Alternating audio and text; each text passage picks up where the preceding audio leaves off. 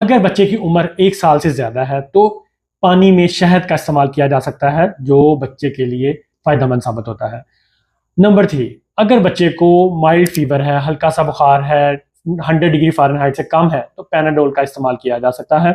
Number 4, बच्चे को steam दी जा सकती है, स्टीमर के साथ दी जा सकती है। कोशिश करें गर्म पानी वाली स्टीम अवॉइड करें, क्योंकि गर्म पानी वाली स्टीम से बच्चे को खतरा हो सकता है। इसलिए अगर गर्म पानी वाली स्टीम इस्तेमाल करनी भी है तो बच्चे की पहुंच से थोड़ा दूर रखें। स्टीम देने से सिक्रीशन थिन हो जाती हैं और बच्चे को निकालने में आसानी होती है। नंबर 5, अगर आपके बच्चे की उम्र 2 साल से ऊपर है तो विक्स का इस्तेमाल किया जा सकता है, जिसकी वजह से कूलिंग सेंसेशन पैदा होती है और बच्चे के सांस लेने में